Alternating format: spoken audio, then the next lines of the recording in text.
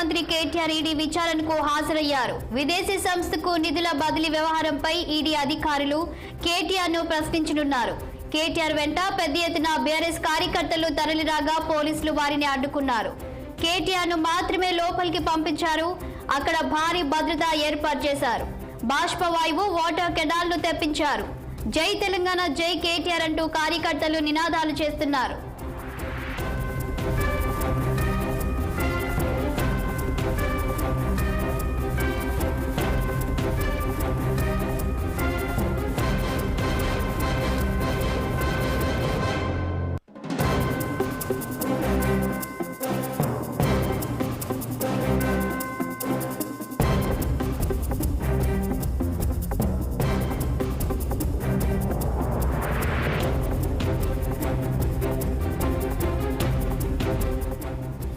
ఇక ఇదే అంశంపై మరింత సమాచారం అందించడానికి మా political bureau chief Ram live లో అందించడానికి రెడీగా ఉన్నారు.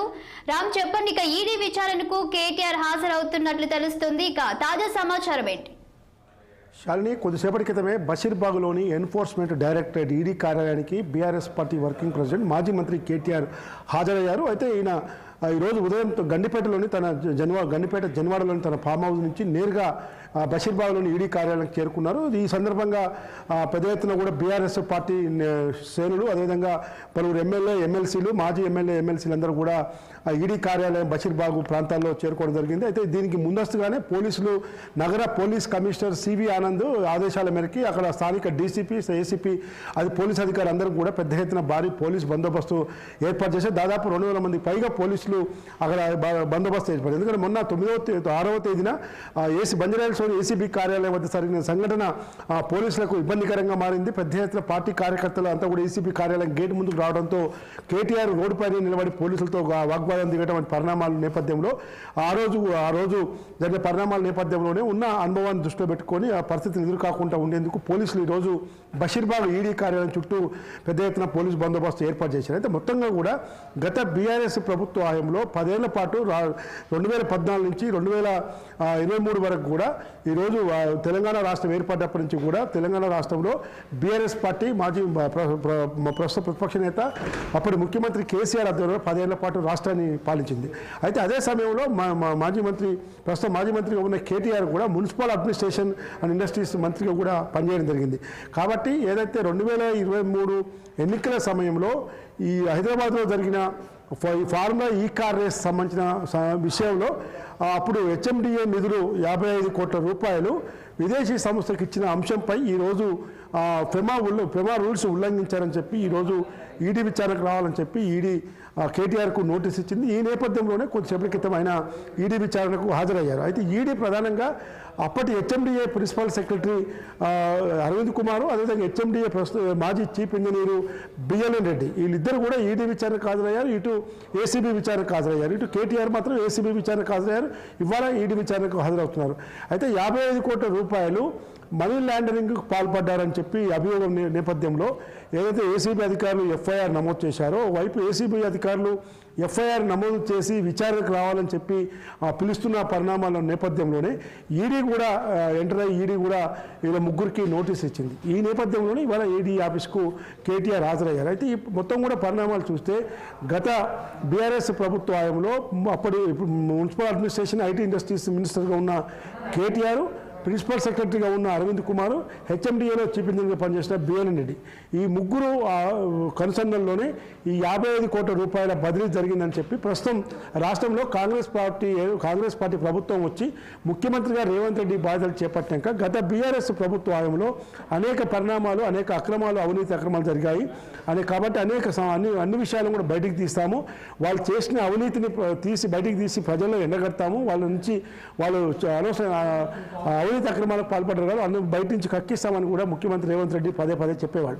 అయితే ఈ నేపథ్యంలోనే ఫార్ములా కార్ రేస్ విషయంలో మున్సిపల్ అడ్మినిస్ట్రేషన్ ప్రస్తుతం ఉన్న ప్రిన్సిపల్ సెక్రటరీ దానకిషోర్ చేత ఏసీబీకి ఫిర్యాదు చేయించారు. ఏసీబీ కూడా ఫిర్యాదు చేసిన నేపథ్యంలో వైపు ప్రభుత్వం రాష్ట్ర గవర్నర్ అనుమతి కూడా కోరింది. ఎందుకంటే అప్పుడు ముఖ్యమంత్రిగా ఉన్న సమయంలో ఈ నిధుల బదలాయింపు జరిగింది కాబట్టి కంపల్సరీ గవర్నర్ అనుమతితో తీసుకోవాలి కాబట్టి గవర్నర్ జిష్ణుదేవ్ వర్మ కూడా ఈరోజు గవర్నర్ అనుమతి ఇచ్చారు. ఈ నేపథ్యంలోనే గతంలో ఈ శీతాకాల సమావేశాలు జరుగుతున్న అసెంబ్లీ సమావేశాలు జరుగుతున్న నేపథ్యంలోనే కేటీఆర్ పైన ఏసీబీ అధికారులు ఎఫ్ఐఆర్ నమోదు చేసి ఏసీబీ అధికారులు కేటీఆర్కు నోటీసు కూడా ఇవ్వడం జరిగింది. A1గా కేటీఆర్, A2గా అరవింద్ కుమార్, A3గా బిఎల్ రెడ్డి ముగ్గురిని పేరు కూడా ఆ ఎఫ్ఐఆర్లో నమోదు చేయడం జరిగింది.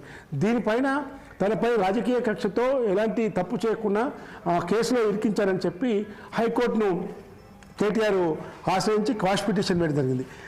హైకోర్టు క్వాష్ పిటిషన్ విచారించిన కేటీఆర్ వేసిన పిటిషన్ విచారించిన హైకోర్టు ధర్మాసనం ఈరోజు గత నెల 22వ తేదీన తీర్పిచ్చి 30వ తేదీ వరకు అరెస్ట్ చేయొద్దు, విచారణ చేసుకోవచ్చు అని చెప్పింది. ఆ తర్వాత మళ్ళీ జరిగిన పరిణామాల నేపథ్యంలో 31వ తేదీ వరకు విచారణ చేసుకోవచ్చు కానీ అరెస్ట్ చేయొద్దని చెప్పి ఇచ్చింది. ఆ తర్వాత జరిగిన పరిణామాల నేపథ్యంలోనే మొదట 6వ తేదీన విచారణకు రావాలని చెప్పి ఏసీబీ నోటీస్ ఇచ్చింది. ఆ 6వ తేదీన కూడా బంజారాహిల్స్లోని ఏసీబీ కార్యాలయానికి కేటీఆర్ వెళ్ళాడు. అయితే కేటీఆర్ వెళ్ళిన పరిణామాలు అక్కడ జరిగిన పోలీసులకు, ఏసీబీ అధికారులకు, కేటీఆర్కు జరిగిన వాగ్వాదం పరిణామాలు ఇవన్నీ కూడా రోడ్డు మీద పెద్ద ఎత్తున గొడవకు దారితీసింది.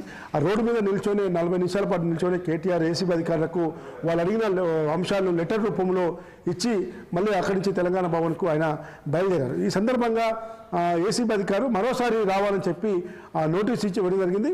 9వ తేదీన రావాలని చెప్పి 7వ తేదీన నోటీస్ ఇచ్చారు. అంతకుముందు 7వ తేదీన కూడా కేటీఆర్ ఈడీ విచారణకు రమ్మని చెప్పి నోటీస్ ఇచ్చింది. కానీ 7వ తేదీన వెళ్ళకుండా మరో డేట్ తీసుకున్నాడు. అది 16వ తేదీన రమ్మని చెప్పి ఈడీ నోటీస్ ఇచ్చింది. ఈలోపు ఇటు అరవింద్ కుమార్ కానీ బిఎల్ రెడ్డి ఇద్దరు కూడా ఈడీ విచారణకు హాజరయ్యారు, ఏసీబీ విచారణకు హాజరయ్యారు. ఏసీబీలో కూడా కేటీఆర్ విచారణకు ముందే వీళ్ళిద్దరూ హాజరయ్యే నేపథ్యంలో వీళ్ళిద్దరు ఇచ్చిన స్టేట్మెంట్స్ రికార్డ్ ఆధారంగానే కేటీఆర్ను ప్రశ్నలు కురిపించారని చెప్పి తెలుస్తూ ఉంది. ఇవాళ ఈడీ ఆఫీస్లో కూడా అరవింద్ కుమార్ తర్వాత బిఎల్ రెడ్డి ఇద్దరు కూడా ఈడీ విచారణకు హాజరయ్యారు. దాదాపు గంటల పాటు వీళ్ళందరూ విచారణ కొనసాగించారు. వీళ్ళు ప్రస్తుతం బయటికి చెప్పిన దాని ప్రకారం కేటీఆర్ మంత్రిగా ఉన్నాడు, మాది ఎలాంటి తప్పు లేదు, ఆయన ప్రోద్బలంతో మేము ఆ నిధుల బదలాయింపు చేయాల్సి వచ్చిందని చెప్పి వీళ్ళు ఒప్పుకున్నట్టు కూడా బయటికి వార్తలు లీక్ అవ్వడం జరిగింది. కాబట్టి ఈ పరిణామాల నేపథ్యంలో ఏదైతే ఫెమా రూల్స్ ఉల్లంఘించిన నేపథ్యంలో ఈడీ నోటీస్ ఇచ్చి విచారణకు పిలిచింది. కాబట్టి విదేశీ సంస్థకు ఎలా బదలాయిస్తారంటూ ఒకవైపు ఎన్నికల కోడ్, తర్వాత RBI రూల్స్ అతిక్రమించడం ఇవన్నీ కూడా పరిణామాల నేపథ్యంలోనే ఇవాళ ఈడీ విచారణకు చేశారు. కానీ బీఆర్ఎస్ పార్టీ మాత్రం ఈరోజు రాష్ట్రంలో కాంగ్రెస్ పార్టీ అధికారంలోకి వచ్చి డిసెంబర్ 7వ తేదీ నాటికి సంవత్సర కాలం పూర్తవుతున్నా కూడా ప్రజలకు ఇచ్చిన హామీలను అమలు చేయడంలో ముఖ్యంగా 100 రోజుల్లో 6 గ్యారంటీల అమలు పథకాలు అమలు చేయకుండా ఇంకా రైతులకు ఇచ్చిన రైతు రుణమాఫీ, రైతు భరోసా, కౌలు రైతులకు రైతు భరోసా, అదేవిధంగా వ్యవసాయ కూలీలకు రైతు భరోసా, ఇందిరమ్మ ఇండ్లు కానీ రేషన్ కార్డు కానీ ఇవన్నీ పథకాలను అమలు చేయకుండా కేవలం ప్రతిపక్షం పైన రాజకీయ దురుద్దేశంతో, రాజకీయ కక్షతో గత బీఆర్ఎస్ ప్రభుత్వంలో అవినీతి అక్రమాలు జరిగాయని చెప్పి లక్షల కోట్ల కుంభకోణాలు జరిగాయంటే ప్రజల్లో ఒక రాజకీయపరమైన చర్చకు తెరలేపాలి, రాజకీయ దురుద్దేశంతో ఇవన్నీ చేపడుతున్నారు. మేము ఎలాంటి విచారణకైనా ఎదుర్కొంటాము, ఎలాంటి కోర్టులో కూడా మాకు పోరాడతాము, ఖచ్చితంగా న్యాయం జరుగుతుందని చెప్పి బీఆర్ఎస్ పార్టీ ఓవైపు ప్రస్తుత మాజీ మంత్రి కేటీఆర్తో పాటు హరీష్ రావు, ఇతర మంత్రులు కానీ ఎమ్మెల్యేలు కానీ కాంగ్రెస్ పైన ఆరోపిస్తున్నారు. కానీ ప్రభుత్వం మాత్రం చట్టం తన పని తాను చేసుకోపోతుంది కాబట్టి ఎవరు రాజకీయ ప్రోద్బలం కానీ రాజకీయ వ్యక్తిగత కక్షలు కానీ మాకు లేవు అని చెప్పి ముఖ్యమంత్రి రేవంత్ రెడ్డి కానీ, సమాచార శాఖ మంత్రి పొంగులేటి శ్రీనివాసరెడ్డి కానీ, డిప్యూటీ సీఎం భట్టి విక్రమార్క, ఇతర మంత్రులు కానీ కాంగ్రెస్ పార్టీ నేతలు కానీ పదే స్పష్టం చేస్తున్నారు. దీంతో పాటు ఈరోజు అప్పటి ముఖ్యమంత్రి, అప్పటి ఇరిగేషన్ మంత్రి కేటీఆర్ల పైన ఓవైపు కాళేశ్వరం ప్రాజెక్టులో జరిగిన అవినీతి ఒప్పందాలపై జస్టిస్ PC ఘోష్ కమిషన్ ఆధ్వర్యంలో గత సంవత్సర కాలంగా విచారణ జరుగుతూ ఉంది. అనేక మంది అధికారుల్ని, ప్రస్తుతం ఉన్న అధికారుల్ని, జలవనరుల శాఖకు సంబంధించిన అధికారులందరూ కూడా, నీటిపారుదల శాఖకు సంబంధించిన అధికారులందరూ కూడా, మాజీ ఐఏఎస్లను, మాజీ ఐపీఎస్ అధికారులందరూ కూడా పిలిచి విచారిస్తున్నారు. ఓవైపు ఛత్తీస్గఢ్ ఒప్పందాలు, యాదాద్రి థర్మల్ పవర్ ప్రాజెక్టు విద్యుత్ ఒప్పందాల విషయంలో కూడా పెద్ద ఎత్తున అవినీతి అక్రమాలు జరిగాయి అంటూ జస్టిస్ నరసింహారెడ్డి ఆధ్వర్యంలో కమిషన్ వేసింది. ఆ జస్టిస్ కమిషన్ కేసీఆర్కు నోటీస్ ఇచ్చింది. అప్పుడు ప్రస్తుతం మాజీ మంత్రి జగదీష్ రెడ్డికి నోటీస్ ఇచ్చింది. అయితే ఈ నేపథ్యంలో కేసీఆర్ జస్టిస్ కమిషన్ నరసింహారెడ్డి పైన కేసుకు వెళ్ళి అతన్ని తప్పించి ఠాకూర్ అతన్ని విచారణ చేసింది. ఇప్పుడు విద్యుత్ ఒప్పందాల విషయంలో కూడా నివేదిక పూర్తయింది, ప్రభుత్వం దగ్గర ఉంది. కొద్ది రోజుల్లో కాళేశ్వరం ప్రాజెక్టు జరిగిన అవినీతి పైన ఏదైతే ప్రభుత్వం కమిషన్ వేసిందో ఆ కమిషన్ నివేదిక కూడా త్వరలో ప్రభుత్వానికి కానుంది. ఓవైపు కాళేశ్వరం ప్రాజెక్టు జరిగిన అవినీతిపై కమిషను, ఓవైపు విద్యుత్ ప్రాజెక్టు జరిగిన అవినీతిపై కమిషను, ప్రస్తుతం హాట్ టాపిక్గా మారిన దేశవ్యాప్తంగా చర్చకు దారితీసిన ఫార్ములా ఈ కార్ రేసు అంశం. ఈ మూడు అంశాలు కూడా ఈరోజు బీఆర్ఎస్ నాయకులను వెంటాడుతున్నాయని చెప్పనుకోవాలి. మరోవైపు మాజీ ముఖ్యమంత్రి బీఆర్ఎస్ పార్టీ అధినేత కేసీఆర్ కూతురు ఎమ్మెల్సీ కల్వకుంట్ల కవిత లిక్కర్ కేసులో ఢిల్లీ మద్యం కుంభకోణంలో అరెస్ట్ అయి తీహార్ జైల్లో దాదాపు 6 నెలలకు పైగా శిక్ష అనుభవించి వచ్చారు. ఇప్పుడు ఆ ప్రస్తుతం బెయిల్ షరతుల పైన బయట ఉంది. ఈ పరిస్థితుల్లోనే మాజీ మంత్రి కేసీఆర్ కుటుంబానికి చెందిన తనయుడు మాజీ మంత్రి కేటీఆర్ ఫార్ములా ఈ కార్ రేసు విషయంలో ఏసీబీ అధికారులు విచారించారు. ఈరోజు ఈడీ విచారిస్తుంది. అనంతరం పరిణామాలు ఖచ్చితంగా ఇతరు కూడా జైలుకు వెళ్తారన్న సంకేతాలు కూడా పెద్ద ఎత్తున రాష్ట్ర కాంగ్రెస్ పార్టీ ప్రభుత్వం ఓవైపు చర్చ జరుపుతూ ఉంది. దానికి సంబంధించిన విప్పులు కానీ ఎమ్మెల్యేలు కానీ పదే మీడియాలో కూడా మాట్లాడుతున్నారు. కాబట్టి ఈరోజు మాజీ ముఖ్యమంత్రి కేసీఆర్తో పాటు కేసీఆర్ కుటుంబంలో ముఖ్యులైన కేటీఆర్, కవిత, హరీష్ రావు వీళ్ళందరినీ కూడా ఖచ్చితంగా రాజకీయంగా కక్షలు సాధింపు చర్యలు చేపడుతున్నారని చెప్పి బీఆర్ఎస్ పార్టీ ఆరోపిస్తుంది. ఫోన్ ట్యాపింగ్ వ్యవహారంలో కూడా హరీష్ రావుకు సూత్రధారుడు, ఖచ్చితంగా ఇప్పటికే అతని పైన పంజగుట్ట పోలీస్ స్టేషన్లో చక్రధర్ గౌడ్ ఫిర్యాదు చేశాడు. ఓవైపు కోర్టుకు వెళ్ళి క్వాష్ పిటిషన్ వేసి కేటీఆర్ దానిపైన స్టే తెచ్చుకున్నారు. ఓవైపు సుప్రీంకోర్టులో కూడా దీనిపైన కాళేశ్వరం కమిషన్ ప్రాజెక్టు పైన కూడా హైకోర్టును ఆశ్రయించారు, సుప్రీంకోర్టును ఆశ్రయించారు. ప్రస్తుతం కోర్టుల చుట్టూ ఈ కాళేశ్వరం కమిషన్ ప్రాజెక్టు కానీ, ఫార్ములా ఈ కార్ రేస్ విషయం కానీ, తర్వాత లిక్కర్ స్కామ్ కేసు కానీ, తర్వాత విద్యుత్ ఒప్పందాల ప్రాజెక్టు, ఈ 4 అంశాలు కూడా ఈరోజు బీఆర్ఎస్ పార్టీని వెంటాడుతున్నాయని చెప్పి అనుకోవాలి. ఈరోజు దేశవ్యాప్తంగా కూడా రాష్ట్ర రాజకీయాల్లో కాదు దేశ రాజకీయాల్లో కూడా ఫార్ములా ఈ కార్ రేసు విషయంలో ఈరోజు పెద్ద ఎత్తున రాజకీయ చర్చ జరుగుతూ ఉంది. ఈరోజు ఈడీ విచారణకు హాజరైన కేటీఆర్ అడ్వకేట్ లేకుండానే ఒంటరిగానే ఈరోజు అటెండ్ అయ్యాడు. గత ఏసీబీ విచారణ విషయంలో అడ్వకేట్ అనుమతి ఇచ్చినప్పటికీ కూడా ఓన్లీ విజువలైజ్డ్ అనుమతి మాత్రమే ఇచ్చారు. కాబట్టి ఈరోజు మాత్రం ముందే ఈడీ అధికారులు స్పష్టంగా నోటీస్ ఇవ్వడం జరిగింది. కేవలం 1% మాత్రమే అలౌడ్ అని చెప్పి పర్మిషన్ ఇచ్చిన నేపథ్యంలో ఈరోజు కేటీఆర్ ఈ ఈడీ విచారణకు హాజరయ్యారు. అయితే కేటీఆర్ ఈడీ విచారణకు హాజరయ్యారు, బయట మాత్రం బీఆర్ఎస్ నేతలు ఎందుకు అక్కడ ఆందోళన చేస్తున్నారు? అంటే మొన్న జరిగిన ఏసీబీ విచారణ సమయంలో కూడా బీఆర్ఎస్ పార్టీ శ్రేణులు పెద్ద ఎత్తున ఏసీబీ కార్యాలయం చుట్టుపక్కల కూడా చేరుకొని గుమిగూడి కేటీఆర్ విచారణ పోతున్న సమయంలో కానీ విచారణ నుంచి బయటకు వస్తున్న సమయంలో నినాదాలు చేయడం వంటి పరిణామాలకు నేపథ్యంలో కూడా ఆ ఏసీబీ విచారణ కార్యాలయంలో విచారణ ముగిసిన అనంతరం కేటీఆర్ రోడ్డుపై నడుచుకుంటూ వస్తూ కార్యకర్తలతో పెద్ద ఎత్తున తెలంగాణ భవన్ చేరుకుంటున్న సమయంలో అక్కడ ట్రాఫిక్ తీవ్ర అంతరాయం కలిగించారు, పోలీసు విధులకు అంతరాయం కలిగించారని చెప్పి కేటీఆర్ పైన టీఆర్ఎస్ పార్టీ నేతలు బాల్కసుమను క్రిషాంక్, గోవర్ధన్ రెడ్డితో పాటు మరికొంతమంది పైన కూడా బంజారాహిల్స్ పోలీసులు కేసులు నమోదు చేశారు. ఇవాళ బషీర్బాగ్లోని ఈడీ కార్యాలయం చుట్టూ కూడా పెద్ద ఎత్తున కార్యకర్తలు చేరుకొని ఈడీ కార్యాలయానికి దగ్గరలో కేటీఆర్ వస్తున్న తరుణంలో జై కేటీఆర్, జై తెలంగాణ అని చెప్పి నినాదాలు చేశారు. అందరూ కూడా పోలీసులు వారించి దూరం పంపించే ప్రయత్నం చేస్తున్నారు. కాబట్టి ఈరోజు అక్కడ కూడా పెద్ద ఎత్తున పోలీసులు బందోబస్తు, ఎందుకంటే ఈడీ విచారణ అనంతరం ఏం పరిణామాలు జరుగుతాయో, ఎలాంటి పరిణామాలు జరుగుతాయో, అరెస్టు నిజంగా జరుగుతుందేమన్న సంకేతాలు ఉండటంతోనే పోలీసులు కూడా పెద్ద ఎత్తున అక్కడ భారీ బందోబస్తు ఏర్పాటు చేసినట్టు తెలుస్తూ ఉంది.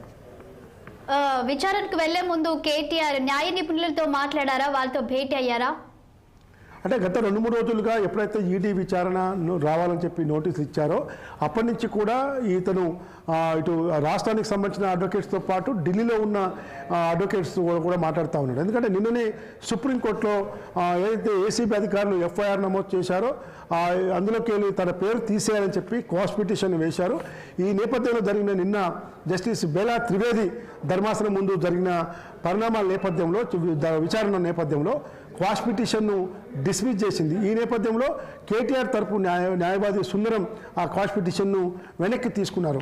ప్రస్తుతం మాత్రం అటు కేటీఆర్కు ఇటు హైకోర్టులో క్వాష్ పిటిషన్ను తిరస్కరించారు, ఆ తర్వాత సుప్రీంకోర్టులో కూడా క్వాష్ పిటిషన్ తిరస్కరించారు. ఇక 2 కోర్టులో కూడా జరిగిన పరిణామాల నేపథ్యంలో తదుపరి అరెస్ట్ పరిణామమే ఉంటుందని చెప్పి ఓవైపు పెద్ద ఎత్తున చర్చ జరుగుతూ ఉంది. పలువురు న్యాయ నిపుణులు కూడా ఈ దిశగా చర్చిస్తారు. ముఖ్యంగా కాంగ్రెస్ పార్టీలోని మంత్రులుగా ఉన్న వాళ్ళు కానీ మంత్రులుగా లేని ఎమ్మెల్సీలు కూడా పదే మీడియా సమావేశాల్లో కూడా ఈరోజు ఖచ్చితంగా కేటీఆర్ జైలుకు పోతాడని చెప్పి చెప్తా ఉన్నారు. ఈ పరిణామాల నేపథ్యంలోనే ఈరోజు ఈడీ విచారణ సాయంత్రం వరకు ఉంటుందా, లేదు ఎప్పటి వరకు ఉంటుంది, ఈడీ విచారణతోటే అరెస్ట్ పరిణామం ఉంటుందా, లేదు ఈడీ తన కస్టడీలోకి తీసుకొని ఇతర పరిణామాల నేపథ్యంలో అతన్ని విచారిస్తుందా అనేది మాత్రం మనం చూడాలి. లేదు ఇలా విచారించి మళ్ళీ తదుపరి నోటీస్ ఇచ్చి రమ్మంటుందా. మనం ఇవాళ కానీ రేపు కానీ మరోసారి ఏసీబీ అధికారులు కూడా కేటీఆర్కు నోటీస్ ఇచ్చే అవకాశం ఉంది. ఖచ్చితంగా మళ్ళీ 2-3 రోజుల్లో కూడా కేటీఆర్ ఏసీబీ విచారణకు హాజరయ్యే అవకాశాలు కూడా కనబడతా ఉన్నాయి.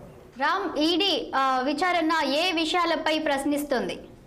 అంటే ముఖ్యంగా ఏదైతే అప్పటి హెచ్ఎండిఏకి సంబంధించిన నిధులు ఏదైతే విమానయానంలోని ఇండియన్ ఓవర్సీస్ బ్యాంక్ ద్వారా ఎఫ్ఐఓకు ఎఫ్ఈఓకు ఏదైతే ఫార్ములా ఈ కార్ రేసు విషయం ఉందో ఆ సంస్థకు నిధులు బదలాయింపుపైనే ముఖ్యంగా మనీ లాండరింగ్ పాల్పడ్డారని చెప్పి ఆర్బీఐ అనుమతి లేకుండా ఈ 55 కోట్ల రూపాయలు, 45 కోట్లు ప్లస్ 8 కోట్లు మొత్తం కూడా దాదాపు 55 కోట్ల రూపాయలు ఎలా నిధులు బదలాయింపు చేస్తారు, దానికి క్యాబినెట్ ఆమోదం లేదు, తర్వాత ఆర్థిక శాఖ పరమైన అనుమతి లేదు, కేవలం కేటీఆర్ ఒక్కడే దానికి ఎలా పర్మిషన్ ఇస్తారు, అప్పటి ఆర్థిక శాఖ మంత్రిగా ఉన్న వ్యక్తి అనుమతి ఎందుకు లేదు, క్యాబినెట్లో ఎందుకు చర్చించలేదు, ఇలాంటి పరిణామాలు ఇవన్నీ కూడా ఈ కేటీఆర్ను విచారించడంతో పాటు ఇప్పటికే అరవింద్ కుమార్ను తర్వాత హెచ్ఎండిఏ చీఫ్ ఇంజనీర్ బిఆర్ రెడ్డిని విచారించారు.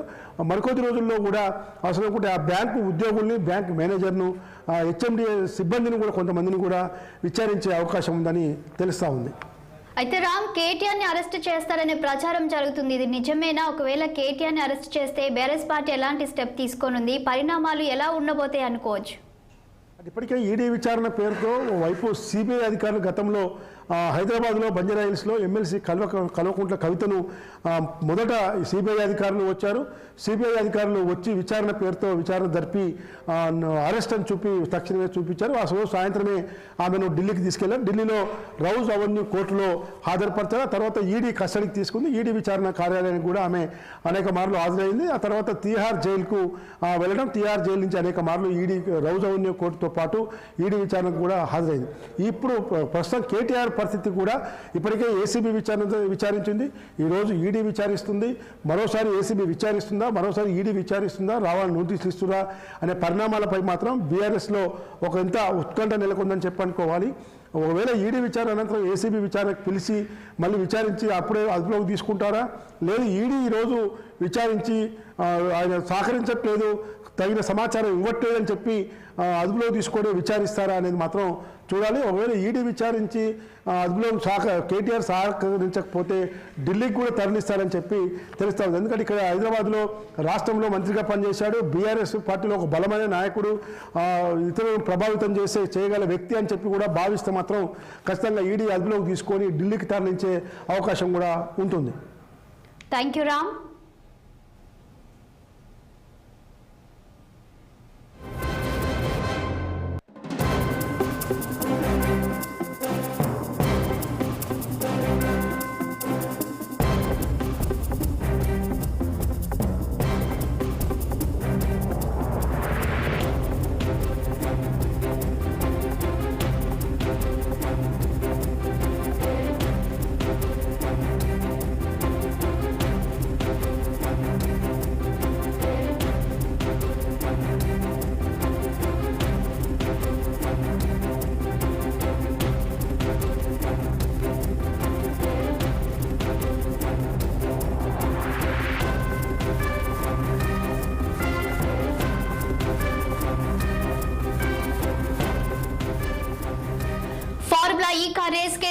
మాజీ మంత్రి కేటీఆర్ ఈడీ విచారణకు హాజరయ్యారు. ఫెమా రూల్స్ అతిక్రమిస్తూ విదేశాలకు నిధులు తరలించారని అభియోగం నేపథ్యంలో ఆయన్ని ఈడీ అధికారులు ప్రశ్నిస్తున్నారు. అరవింద్ కుమార్, బిఎల్ఎన్ రెడ్డిని స్టేట్మెంట్స్ ఆధారంగా కేటీఆర్ ముందు కీలక ప్రశ్నలు ఉంచినట్లు సమాచారం. మనీ లాండరింగ్ కేసులో A1 గా ఉన్న కేటీఆర్ తన ఆదేశాల మేరకే నిధుల బదిలీ జరిగిందని ఈ నెల 9న ఏసీబీ అధికారుల విచారణలో చెప్పినట్లు కేటీఆర్ వెల్లడించారు.